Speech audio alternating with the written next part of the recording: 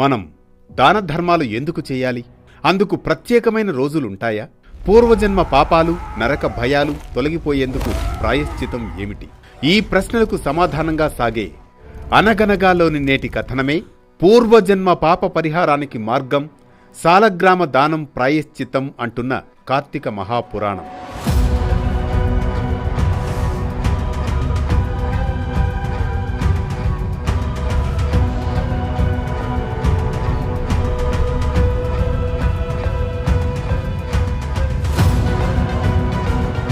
అనగనగా వశిష్ఠ మహర్షి జనక మహారాజుకు వివరించిన సంపూర్ణ కార్తీక మహాపురాణం 12వ అధ్యాయంలోని కథా సందర్భమిది.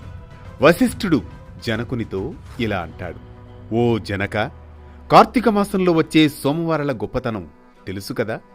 కార్తీక సోమవారానికి ఎంత పుణ్యం వస్తుందో దానికంటే శనిత్రయోదశి 100 రెట్లు పుణ్యాన్నిస్తుంది. ఇక కార్తీక పౌర్ణమి అయితే దానికంటే 1000 రెట్లు ఫలాన్నిస్తుంది. శుక్లపక్ష పాడ్యమి దానికంటే 1,00,000 రెట్లు పుణ్యమిస్తుంది. అయితే అన్నిటా గొప్పది శుక్లపక్ష ఏకాదశి, ద్వాదశి 1,00,00,000 రెట్లు పుణ్యాన్నిస్తుంది. ఈ రోజుల్లో చేసిన ఒక్క చిన్న పుణ్యకార్యం కూడా 1000 యజ్ఞాలు చేసినంత ఫలాన్నిస్తుంది. ఈ కార్తీక ద్వాదశి గురించి నేను ఒక చక్కని కథ చెబుతాను, ఆలకించు. అనగనగా పూర్వం గోదావరి తీరంలో లుద్దుడని ఓ వైశ్యుడు ఉండేవాడు. అతను చాలా దుర్మార్గుడు, దాన ధర్మాలంటే ద్వేషమున్నవాడు, పిసినిగొట్టు, దాతృత్వం లేని మనసు, ఒక్కరికి సాయం చేయడు, మాటల్లోనూ కాదు చేతల్లోనూ కాదు. తన దగ్గరున్న ధనాన్ని తాను వినియోగించక మరెవ్వరికీ ఇవ్వక సంపాదిస్తూనే ఉంటాడు.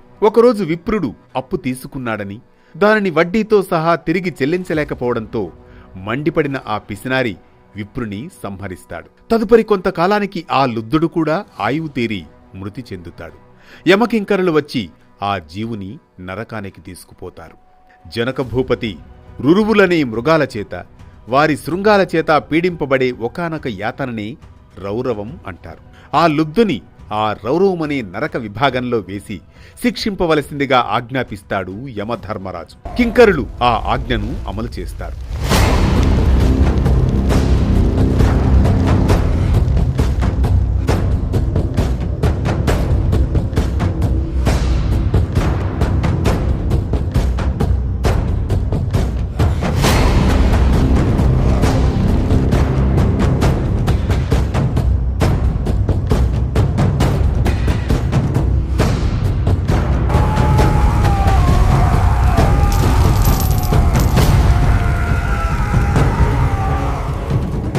ఇక ఈ భూలోకంలో ఆ లుబ్ధ వైశ్యుని కుమారుడైన ధర్మవీరుడు మహాదాతగా, పరోపకారి అయి పిత్రార్జితమైన అగణిత ధనరాశుల్లో ప్రజాశ్రేయస్సుకై చెరువులు, నూతులు తవ్వించి, తోటలు వేయించి, వంతెనలు కట్టించి, పేదలకు వివాహోపనయనాదులు చేయిస్తూ యజ్ఞయాగాది క్రతువులను చేయిస్తాడు.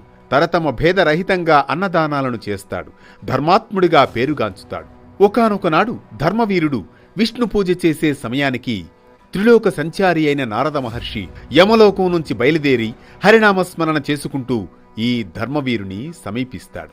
ధర్మవీర, నీ శ్రేయస్సుకై చెబుతున్న నా ఈ మాటల్ని శ్రద్ధగా విను. కార్తీక ద్వాదశి శ్రీ మహావిష్ణువునకు అత్యంత ప్రియమైన రోజు.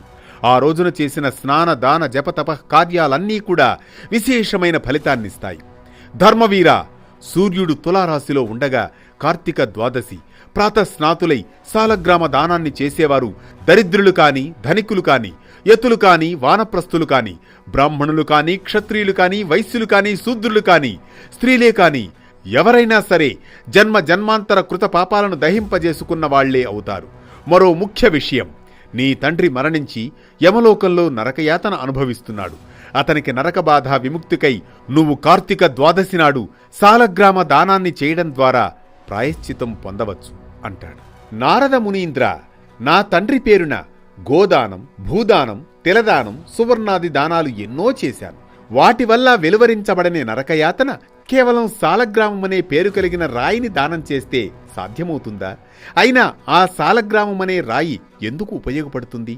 తినడానికా? పనికిరాదు. అలంకారానికా? నవరత్నాలలోనిది కాదు. ఏ రకంగానూ ఎవరికి కూడా పనికిరాని దానిని నేనెందుకోసం ఎవరికి దానం చేయాలి? రాతి దాతకు కీర్తి ఉండదు, ఆ ధనాన్ని పట్టిన వానికి సుఖముండదు. కాబట్టి ఆ సాలగ్రామ దానాన్ని నేను చెయ్యనుగాక చెయ్యను అంటాడు. కొంతకాలానికి ధర్మవీరుడు మరణిస్తాడు.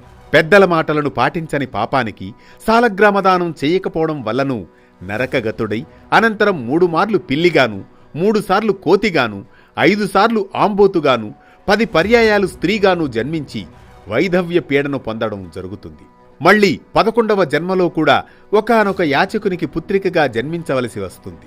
పూర్వకర్మ వలన పెళ్లి కుమారుడు అనతికాలంలోనే మరణించడంతో ఒక్కగానొక్క కూతురికి కలిగిన వైధవ్యానికి చింతించి ఆ యాచక బ్రాహ్మణుడు జ్ఞాన దృష్టిచేత తన కుమార్తె పురాకర్మము గత పాపఫలాన్ని తెలుసుకున్నవాడై ఆ విషయాలన్నీ ఆమెకు సవిస్తారంగా చెప్పి కార్తీక సోమవారం నాడు వేదోక్త విధిగా జన్మార్జిత పాపనాశకమైన సాలగ్రామ దానాన్ని చేయిస్తాడు.